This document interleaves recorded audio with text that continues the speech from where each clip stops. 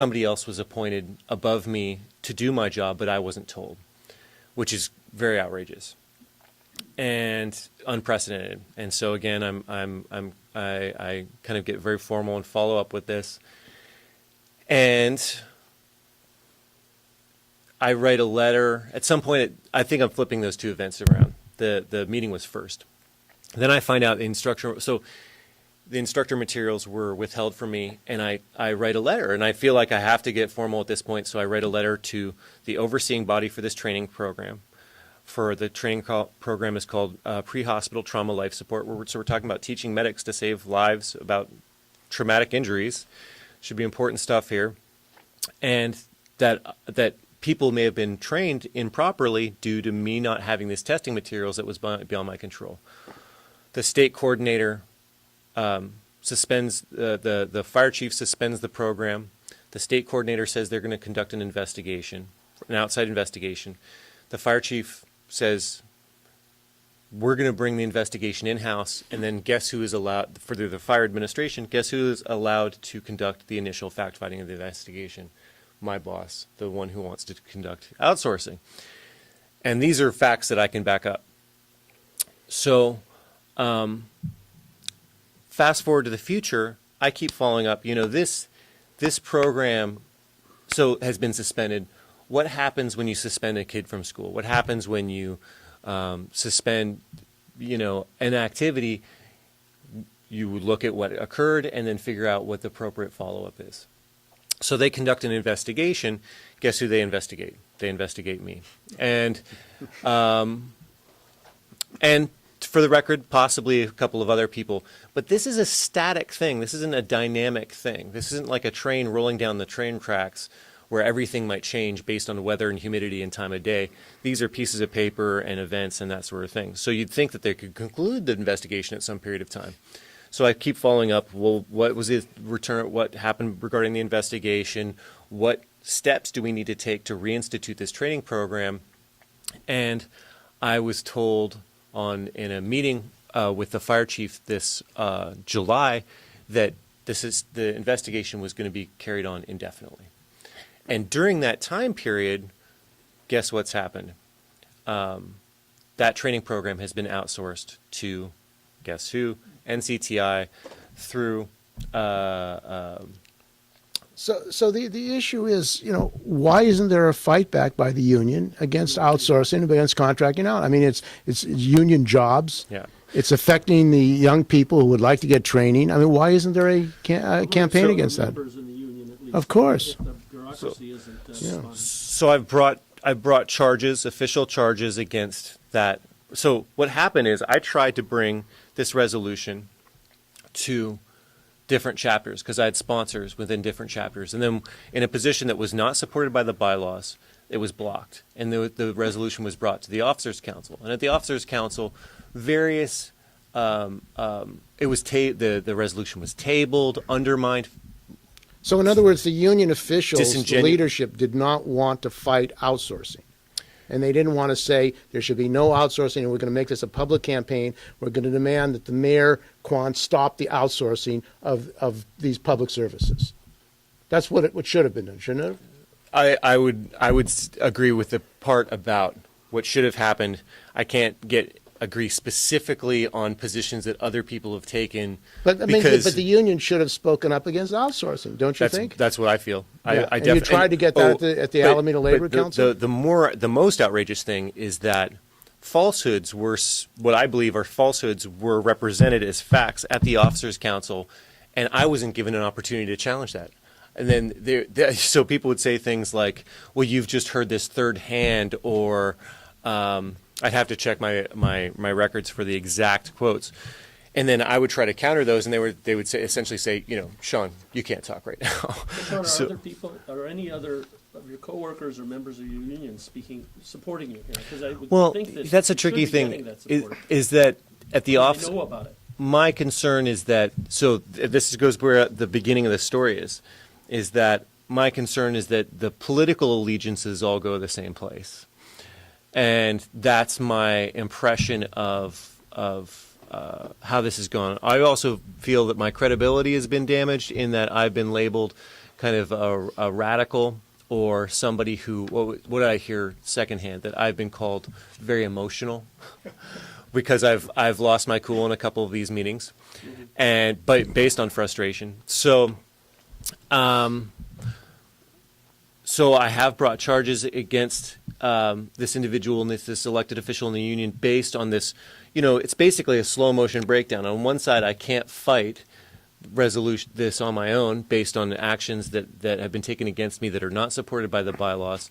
And then on the other side, I've been undermined professionally with the solution to training being this, manufactured emergency. It's almost like the financial collapse of 2007, 2008, which the solution was just in a capitalistic society to bail out these banks that should have failed because that's the role of capitalism. But no, we got to prop up the richest and most affluent with the trillions that we don't have.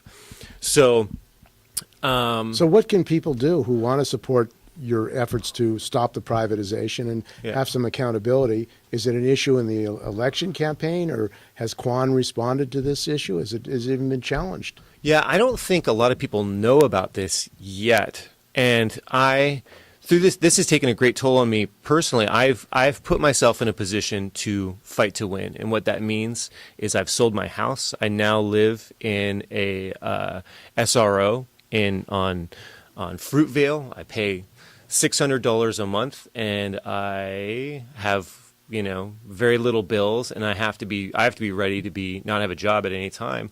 But I actually have been suspended this week. I'm just coming off a suspension, and based on a tremendous document that has what I believe are many unfounded allegations against me.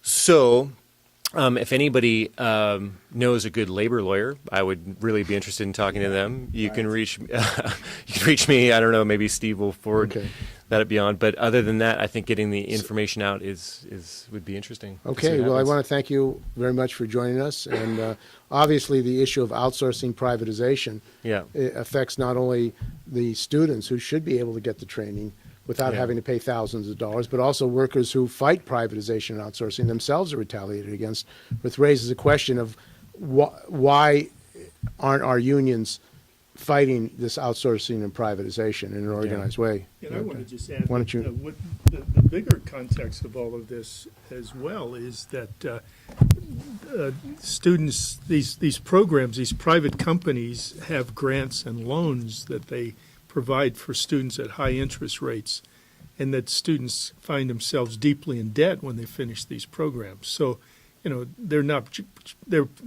outsourcing and privatization really means these companies are making lots of money, and banks are making money as well.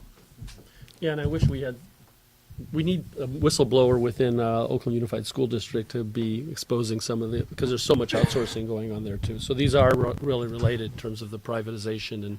Well, I mean, the whole issue in the these Oakland public schools of institutions. charters. I mean, a massive privatization, 40 charter schools. I mean, it seems like with the Vergara decision, there are all these attacks on teachers, and yet there's no, campaign. There's no organized campaign of public workers, of IPTE or OEA, I mean, statewide, CFT, against privatization, against charters, against the destruction of public education. And we heard earlier Normandy High School, which Michael Brown was going at. It was such a poor high school, they didn't even have a gown. They only had one gown, and they had to share the gowns. And, this is what's going on in the education Well, and what system. Sean brings up about, sort of reminding you of the bank bailout and the way in which, it's crisis. What do you call it? What Naomi Klein called shock doctrine. So now here we are in a crisis, and we have to do this. And you look, Philadelphia in the last 2 days, or in the last few days, the district tore up their contract. They are under state control there, I believe, and they were not only unlike Oakland, which was bad enough when they imposed a contract on the Oakland teachers in 2010. In Philadelphia, they've taken what, as far as I know, an unprecedented step of canceling their contract. So, and the excuse is we can't afford the health benefits, and what else can we do? So, in Detroit, you see people's water being shut off and saying, sorry, there's no enforceable right to water. So you're right. I mean, what Steve brings up is there needs to be some a coming together of all of these different strands to fight back and to really focus on, the fact that this is as he's mentioned, a neoliberal attack, and that working people are being made to pay when banks should be made to pay. The corporations that continue to benefit from this crisis are sitting there continuing to profit greater than ever while public services are being shut down. Programs like yours are being shut down and our schools are being squeezed. Let me get one more plug in here. It's not just the banks that's the problem, it's the cops. The cops are the problem. The cops are on a roll. The cops are aggressive. And the police state is far more advanced than people like to think. So what can listeners do who feel frustrated about what's happening in Ferguson, Missouri? What can listeners do practically now that would have an effect on the police aggression against the Oakland School District?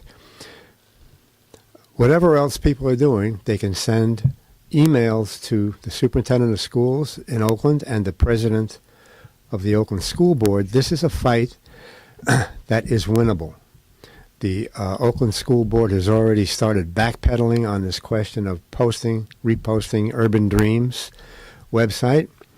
And if they hear from a lot of people by way of their email, superintendent@ousd.k12.ca.us, and the president of the board, david.kakishiba@ousd.k12.ca.us.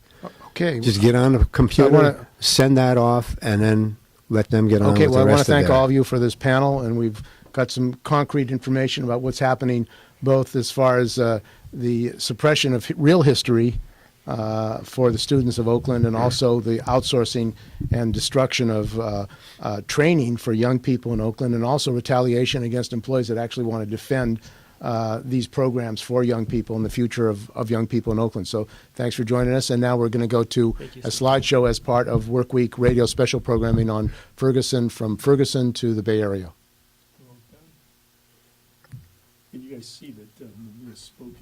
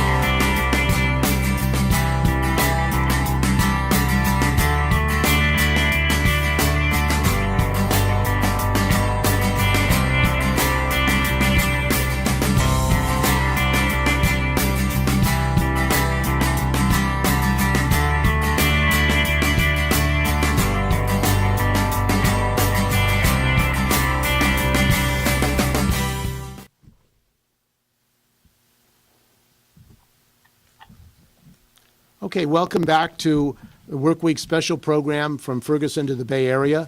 And we're continuing the special 4-hour programming on the connection between what's going on in Ferguson to the situation with working people and youth in the Bay Area, Northern California. And joining us on this program are Adriana Camarena. She's with the Justice for Alex Nieto Committee in San Francisco, and also Jonathan Nelrod, who is an attorney, with a lawyer in Santa Rosa and representing Alex Nieto, and also a member of the he's representing some Yanira Serrano Garcia, and also he's a member of the California Advisory on Civil Rights. Welcome to the show, both of you. Thank you. Thank you very much. So, Jonathan, why don't you talk about what's going on in the North Bay in Santa Rosa and issues that concern you and the connection of those issues to what is happening in Ferguson today with the mass march and rally? Well, as Adriana and I have spoken, and, we've crossed paths because we're involved in the same struggle, I actually represent, Andy Lopez, who was killed up here exactly a year ago. He was a 13-year-old boy carrying a toy gun, and the officer unloaded his weapon on him, claiming that he feared for his life, that it might have been an AK, and represent Yanira Serrano, who was a mentally disabled 18-year-old woman down in Half Moon Bay, who was killed just feet from her family's house, when rather than sending 911 emergency help, they sent a lone officer who disobeyed all protocol and went after her on his own, as well as Oscar Herrera, who was killed while in his mother's arms in Dublin by the police, and other victims here. So, what we're seeing and what we're experiencing is an epidemic. This has really become an epidemic of police killing brown and black people and, on occasion, other white people in, what's really become a militarized police state in America. There's been $5.5 billion worth of military hardware transferred from the Department of Defense to local police departments all through the country under the program 1033. And that transfer of military hardware hasn't just been the equipment, it's been the mentality. There's a mentality now of us versus them, that the police are an occupation force in communities of color. And we're just seeing that so blatantly right now in Ferguson, where it's focused on the Afro-American community. But here in California, we've seen it focused very much on the Latino community, on the brown community. And, up here, when they shot Andy Lopez, the officer said, well, I was in a gang-banging neighborhood, and I saw a kid, carrying what I thought was an AK-47, and after all my tours of duty in Iraq, I felt like that posed a danger, and I couldn't wait for backup because an AK bullet will penetrate my car and my body armor. Well, let's be realistic. Who's ever seen a 13-year-old boy walking down the street carrying an AK-47, swinging it like it was a feather?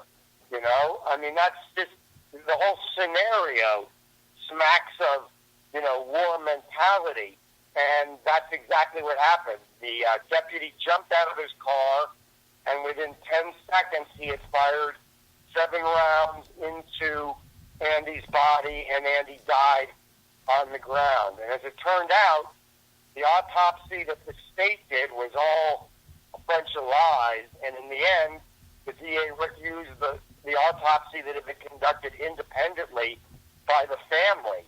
And it really showed that Andy was just beginning to turn around because the deputy had yelled, didn't even identify himself as a police officer, yelled, hey, drop the gun. And Andy turned to see who was yelling at him, and before he could face the officer, he was dead.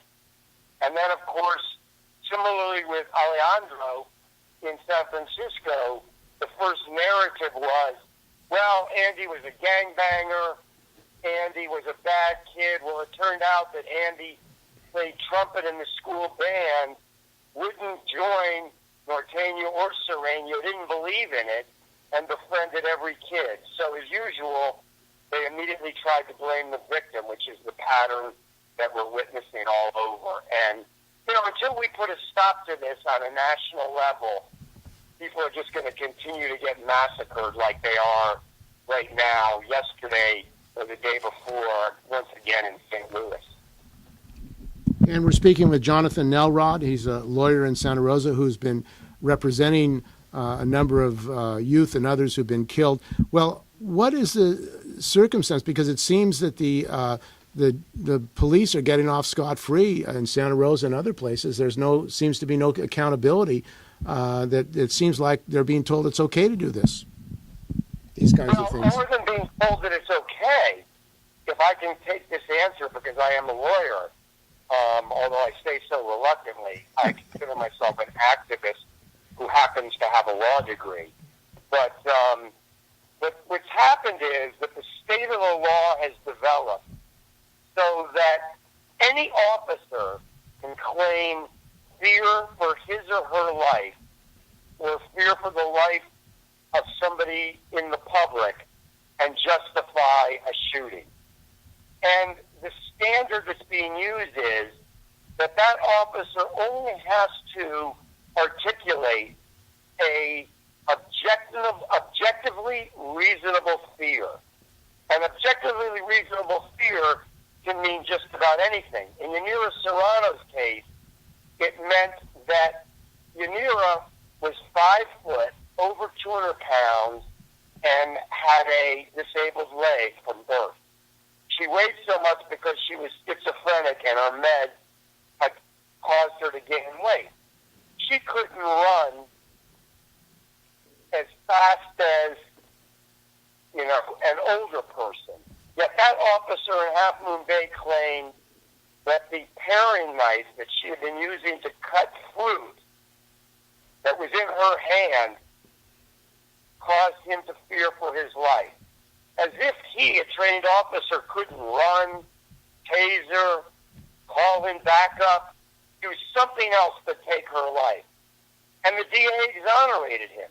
Just like the DA exonerated Deputy Gelhaus here in Santa Rosa on the ground that he had an objectively reasonable fear because he knew about AK-47s from Iraq that he could have been killed.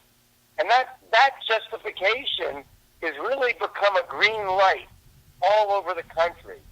And what we've got to do is, I think, twofold. We've got to demilitarize the police across this country. We've got to warehouse military equipment and get it off our streets. And there has to be a much, much higher standard where human life is placed in a position of value, and then an officer has to take into account, and this is what the Ninth Circuit had said at an earlier point, our federal court, that the entire circumstance have to be considered, not just the, quote, mental state of the officer. His mental state has to be justified by the objective circumstance. So, there's a lot of work we've got to do on the legal level.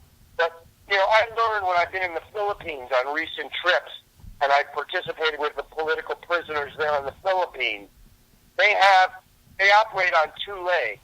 One is called the Parliament of the Streets, which means demonstrations, sit-ins, civil disobedience, taking the matter into the streets, and the other is the Parliament, which means going in to the courts, the city council, the county board of supervisors, and the elected officials and force some real change that can make systemic change so that our youth aren't facing daily fear for their lives on our city streets.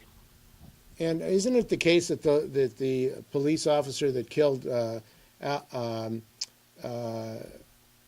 your client, Andy Lopez, had actually written in magazines, military hardware magazines, that how to get out of accusations of murder? of people. Well, that's exactly, you're exactly correct. Let me just give you a quick profile, and I'll be brief if I feel like I'm dominating the conversation. But a quick profile. This was a veteran officer of 20-some years, 20-plus years, Deputy Galhouse. He had served as a marksman trainer for the police here in Sonoma County. Recently, he had volunteered for 2 tours of duty in Iraq. In other words, it wasn't enough for him to police the streets in the U.S. He needed to get his kill zone in the war in Iraq. And he also, and this is very interesting, trained in the state of New Mexico at a camp that was founded by white supremacists. And the white supremacist who's now dead who founded that camp has writings that are on the internet. And one of his writings said, we need to give the Latino community in Los Angeles more bullets so they can kill each other. And this is the kind of mentality. Deputy Gelhouse had a bumper sticker on his car. That bumper sticker took the bumper sticker that we see up here that says coexist and says coexist in the language of Hindi, Spanish, English, Hebrew, Arabic. It's a bumper sticker of unity. And he had transferred a bullseye onto that sticker. And he had written in SWAT magazine that any officer confronted with a young person with a BB gun should know to say that he fears for his life as his legal defense.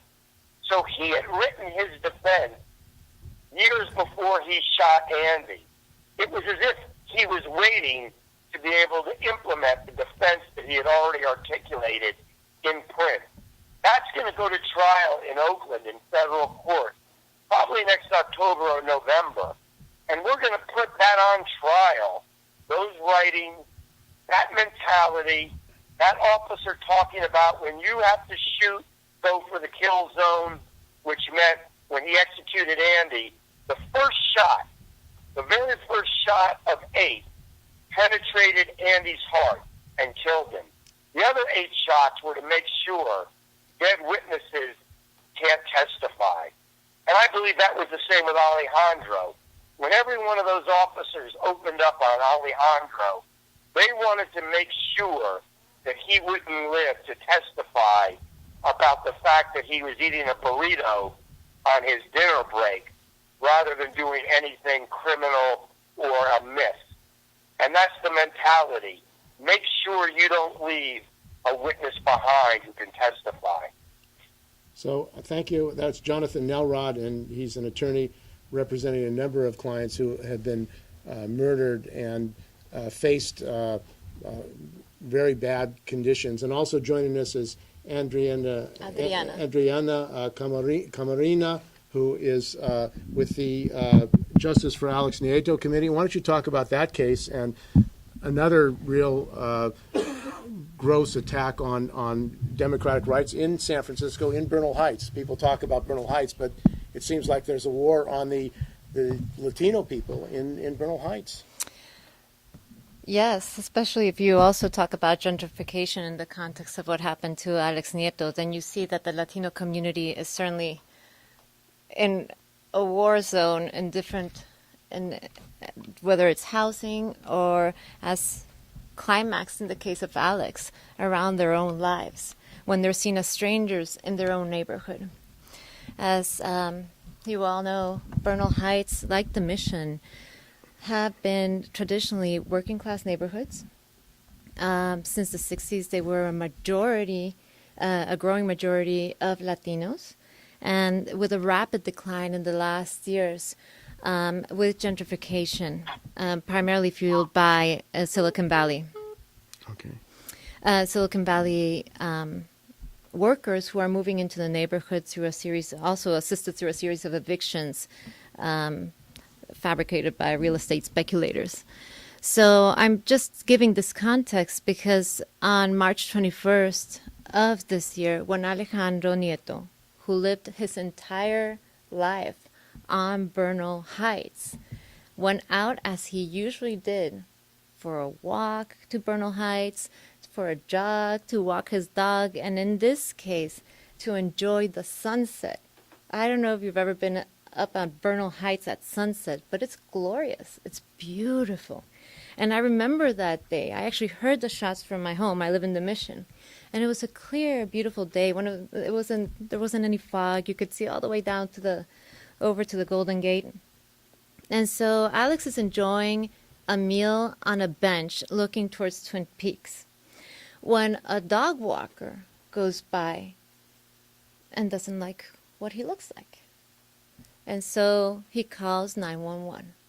He stands downhill from Alejandro and calls 911 and reports a tall Latino male wearing a red jacket and a handgun at his hip. This is about 7:11 p.m. And so he provides this description, which you can hear actually is repeated on dispatch later. And he stays on the line.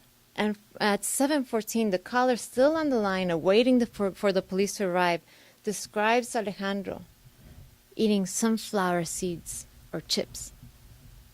I'm mentioning this because I want you to help me identify what the threat was that police responded to. So by 7:18 p.m., the same caller who remains on the line describes shots fired. During the time that he describes Alejandro eating, Alejandro walks downhill towards the entrance of the park. At that moment, police officers confronted him from 75 feet away. And I'm giving you information that's been provided by the same officers and now by eyewitnesses also. We now have learned from eyewitnesses in the information provided in the lawsuit filed by the offices of John Burris, and specifically Dante Pointer is the lead attorney on this. The police rush forward up the hill in the patrol cars, and from 75 feet away, they shoot Alejandro. But first, From 75 feet away. 75 feet away. But now I'm going to tell you police version of events and the lawsuit version of events. So in police version of events, the police confront him and tell him to show us your hands. And Alejandro supposedly says, no, you show me your hands. And then the police shoot him because he doesn't comply to the orders. Now, eyewitness and ear witness reports say that what actually happened was that Alejandro was confronted from 75 feet away. They rush out of their cars and they just yell, stop. And immediately, shots are fired. So once again, like in the case of Andy Lopez, there's absolutely no opportunity to respond. Then the police, there's a pause. And then there's, after a pause of like 6 seconds, and there's audio recording of this. You can find it on our website under Alex's story. There's a series of volley of shots. You can hear about at least 10 more shots. Or there's a little bit of an echo off the hill. It could be up to 14, 15 shots. So this is where I agree with Jonathan that what happens at these moments is the police, once they see that they've illegally shot a person, they just volley the person with shots so that you can't actually determine what was the shot that killed Alejandro. It makes it much more difficult. Now, I want you to understand something else. Alejandro Nieto had just completed his studies in administration of justice at City College. He was interning as in the probation department with youth because he wanted to help youth. He was a constant volunteer at community organizations in the Mission, like Coleman Advocates, who've spoken up for Alejandro. And he was also a Buddhist since a teenager. He was all around a peaceful, culturally savvy, intellectual young man, 28 years old. And they want to say that someone who actually, as a profession, was studying police protocols, confronted police in this manner. It's unbelievable. It's an impossible version of events to believe. So this committee was formed, and what was the response of the police department? I understand there was even trouble getting the autopsy and finding out what happened. You've had a whole struggle to just get the information about this incident. And this is also keep in mind also what happened in Ferguson, no? 5 months after Alejandro was killed, we didn't have the names of the officers. The chief of police in the town hall meeting said there were 4 officers. Now we realize there were many more on scene. Maybe 4 officers shot guns, but there were many more on So scene. he lied, Gaskin lied about the number of officers there. Conveniently left out information, didn't he? So we don't know, we still don't know the name of the 4 officers. We still don't know how many shots were actually fired, which is easily ascertainable from just knowing how many bullets were fired from the guns involved. They could have provided that information. We don't know where the officers are stationed now because they're back on duty. They've been administratively absolved of the situation. And we didn't get the autopsy report until near 6 months after Alejandro died. And this was after Ferguson. And I'm bringing up Ferguson because what happened in Ferguson is because people in Ferguson organized in a massive and deliberate act of civil disobedience and peaceful protest that they got a political response. The politicians responded with saying, well, what's the name of the officer involved? And in a few days, I think it was within a week, they got the autopsy report. That's right. And I think because Ferguson is now on people's mind and it is highlighting what happens in these cases, is that we finally got the autopsy report. So you were able to get it in part as a result of Ferguson, in your view. In my view, yes. And I think it's because there hadn't been enough pressure. We've created enough pressure around Alex, but here again, in honor of Alex, who was somebody who actually believed in defending his rights. I've often talked to his parents and his mom. He's like, no, Alejandro would have exercised his rights. We've been carrying out civil, peaceful protests in his name. We've gotten our permits. We've done everything we can do by the book to get a response from authorities. But the message I get is that unless there's civil disobedience, authorities don't care. They do not respond. So they'll just ignore it unless They it's will impossible to it, ignore. Unless it's impossible to ignore.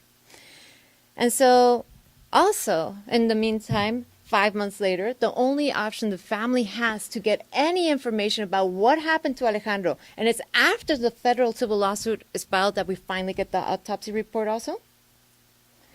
So the police department could have released the autopsy report. The autopsy report is, and even by the same information, was done the day after Alejandro is killed. So they could have released it. They could have released it. They withheld it. They withheld it. And I mean, I'm not an expert, of course, in autopsies, but if you just read the autopsy, it's 14 to 15 bullet wounds caused by at least 10 bullets. And now they're saying that he had a taser. Let's and talk about the taser. That was a threat to their lives, and that's why they had to fire 14 to 15 bullets at him. Let's talk about that. And I'm going to let you guys decide what happened. So police say that when they confront Alejandro and tell him to show him show us your hands, and he doesn't, he then lifts his taser, which these trained police officers confuse for a gun. And tasers are marked, especially with yellow markings, so as to not be confused. They're 75 feet away. Tasers do not reach 75 feet away. Okay? So they say that Alejandro raises his taser. That's why they shoot him. There's like first 2 shots, then there's a pause. They say that on the ground, having already been shot, he raises and tracks the officers. This is on the town hall meeting accounts. Raises his taser and tracks the officer. They don't say he shoots the taser. Tracks the officers with the taser, and that's why they shoot him over 15 times. So that's what they say. But now what eyewitnesses are saying is that Alejandro, first of all, had no chance to respond because it was such an he was immediately shot, and that he never made any movement to raise or touch his taser. So they're lying about what happened. They're lying about what happened. And I believe that police created a version of events thinking there weren't any witnesses. Because they had the hill surrounded.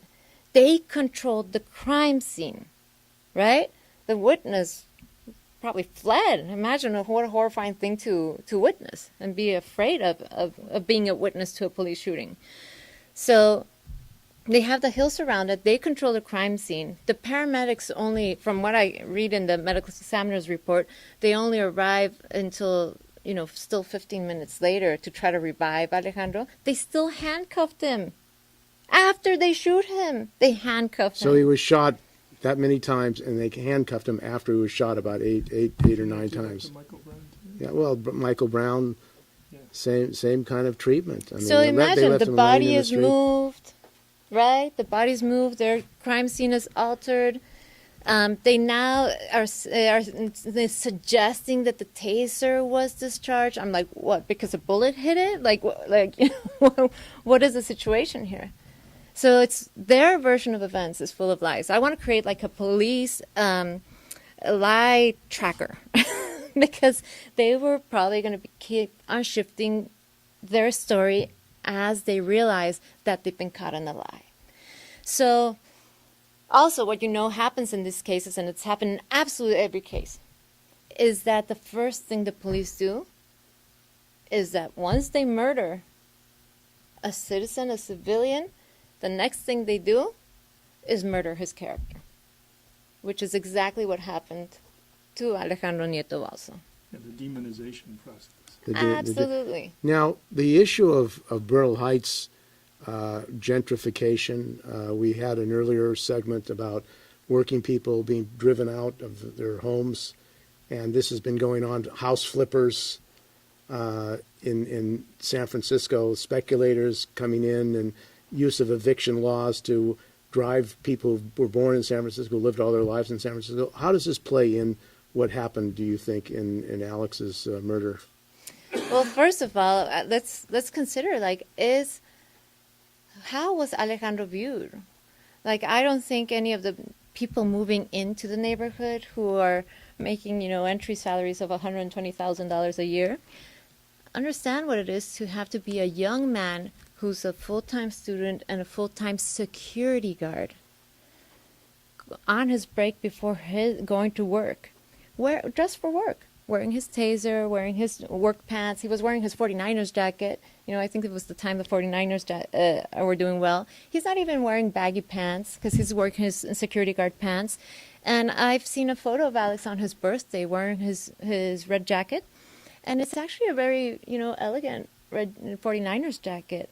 And he was wearing his baseball cap. So this idea that... He was very threatening. He was very threatening. And there's a man, last name Bullard, who walks his dog right by when Alex is still up on the bench eating. And he says that he wasn't threatening to him at all. Yeah, he also kind of, we might not know the difference between a taser or a gun. He said, maybe, I also thought it was a gun. But he says he was just a guy eating a burrito. And he says that he was, I've talked to Bullard and he says that, I would have, I was almost going to say hey to him or, caught his attention and say something to him.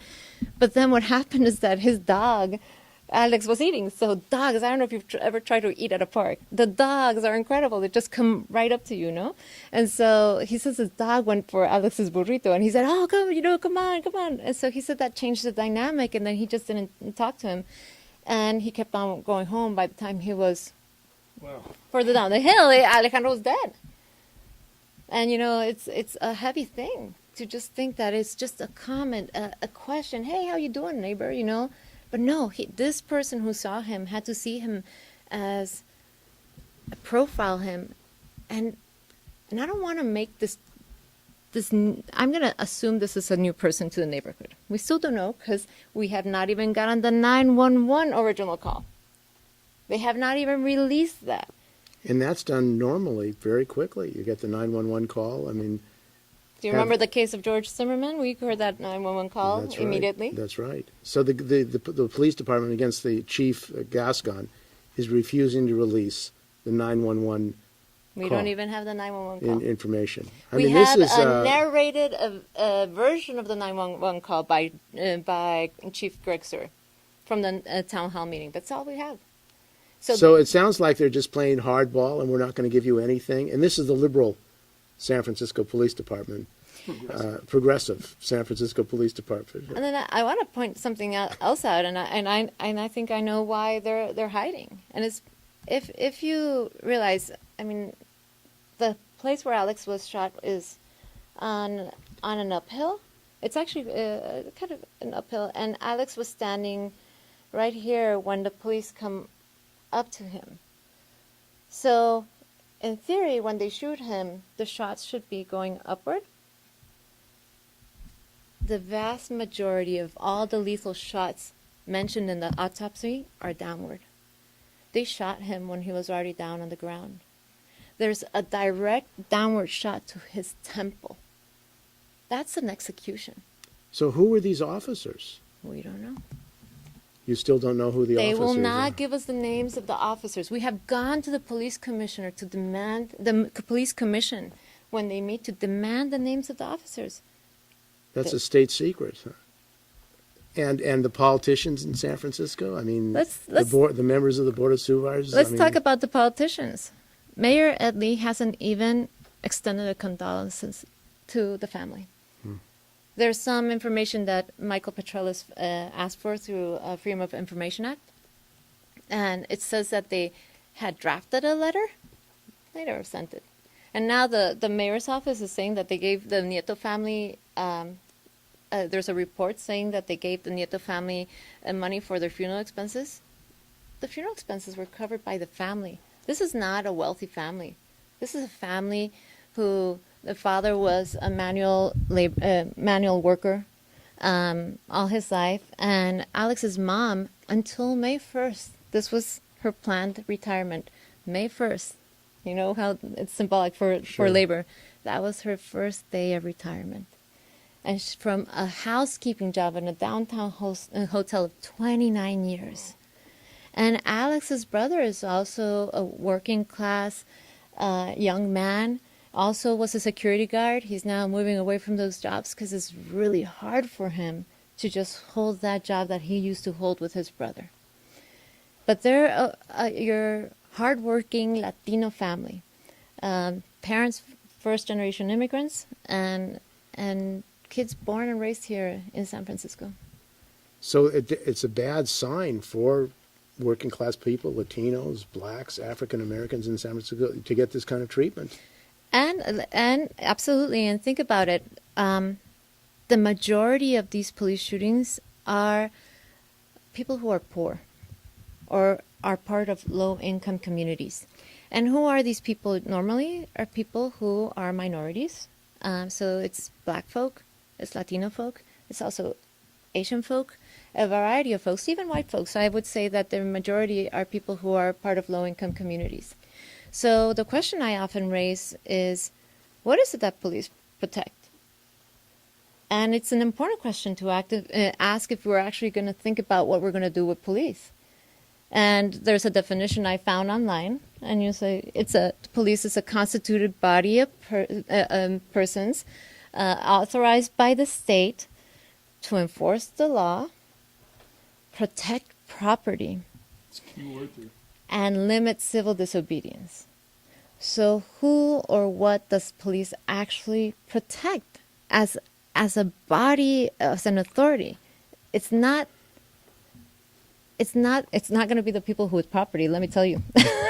And the wealthy who are coming into San Francisco. The wealthy who are coming to San Francisco. And buying these homes and kicking out working class people. And also to intimidate and instill fear in the This is a warning to poor people, to black people, Latino people. This is what happens and they get away with it. And the fact that the city has not done anything except cover up the information is pretty brazen, really. I mean, so you've had some marches. What can people do who want to support your case and defend and get the information out? Well, we do have an ongoing petition for a federal investigation to the case of Alejandro Nieto. We've actually requested formally. We went to the offices of the FBI and also the local offices of the Attorney General here in Northern California to request a federal investigation to the case of Alejandro. And let me tell you why it's particularly important in this case. Because the only person who can bring criminal charges, as we know in the case of Alejandro Nieto, at least at a local level, is the local DA. In this case, George Gascon. George Gascon is the former chief of police of San Francisco. And he's a career police officer, 30 years or so on the force. So where does this leave us when in his exit he left Greg Suhr in charge of the police department? This should have been by the books. And if I have a policy choice, I say that all police investigations should be handled by an independent ombudsman, a complete different prosecutor, different from the district attorney. I can't imagine how you can get an independent investigation to these cases where you decide, we have to decide whether an officer fired their weapon legally or illegally, whether the threat was real or fabricated. This is the constant issue. They investigate themselves. And it seems also they're not even releasing information which has been released in other cases about the incident. I mean, that's very clear evidence of an effort to cover things up and hope people go away. But you're not going away. You've had marches, you're continuing to organize, and you're connecting now this with Ferguson and what's going on in other cases throughout California. Absolutely. And just as a final invitation, we always meet on Bernal Hill at the site where Alex was killed every 21st of the month. So you're all welcome to join us. Also, this At what time? Sunset, of course. When from 6 to 7, we're there. Maybe we usually linger a little bit depending on the weather. But you're all welcome. We've had poetry readings, we've had vigils, we've had educators for Alex. There have been a variety of community support that we always welcome. And this next anniversary for Alex in October coincides with October 22nd, which, as we know, is the National Day Against Police Brutality. So we'll be sure to include folks who want to speak to that issue. Okay, well, I want to thank you very much for joining us today and making a real connection from the Bay Area to Ferguson, because the treatment, it seems, is very similar It's to what very happened similar. to Michael Brown. I mean, The only difference is Holder went to Ferguson and started an investigation. But that's because the whole world was watching. but it seems in San Francisco there's no outcry, and that basically he's being treated as a deadly threat to the police. You know, and let's cover up and not release the autopsy, not release all this information, even though it. And it, there it has should be been released. outcry. There has been a lot of outcry. We've done a lot of protests from the moment he died until the last anniversary. We've been out there. And let me tell you, all sorts of folk on Bernal Heights come around and express deep sorrow about what happened. So I think there's a greater concern of a variety of people about what happened to Alejandro. But this is a case where politicians don't feel the pressure. And so they don't do anything about it. Okay, and your website? It's justiceforalexnieto.org, and it's 4 as a number 4, justiceforalexnieto.org. And write to us if you want to participate or help us out. We always welcome art or whatever people have in mind. We're open to your ideas and your help, so please come Okay, around. well, thank you very much for coming and talking about this case and the very important connection it has today on the mass march and anniversary, or the action in Ferguson, Missouri. Yes, and if I may do a little plug-in, we have 2 altars going on here for Day of the Dead, as you know, very important for the Latino community, but they get set up in October. And so Elvira Refugio, which are Alex's parents and a few collaborating artists. We just set up a beautiful altar in his honor at Somarts. So come around and check that out. And there's also one around police brutality in San Francisco that's going to be up at the Mission Cultural Center as of next week. So Okay. come around. Well, thank you very much. Thank you. Thank you so much. Thank you. And now we'll go to a video of an action, a protest that was held in Ferguson. We have some video footage. Wonderful. Thank you so much. Listen, enough is enough. We're not taking it anymore. We're not going to be quiet about it. We're going to keep the heat on you guys until we see an arrest made for Officer Darren Wilson. Did he do a drug test the same day? Exactly. Because if we did something on our jobs, we would immediately have to do a drug test, a drug screening. And not only that, if it was criminal negligence or criminal act, we would be charged immediately. So now let me ask this question. Who all is Mike Brown around here? Somebody show me where Mike Brown is at. I want all of those who are really Mike Brown to show me here. We are all Mike Brown. That's right. We have all been victim of police brutality. We are now making a statement to say, after that Mike Brown incident, we're not having it anymore. There will be no more business as usual. The heat will stay on you because enough is enough. Enough is enough.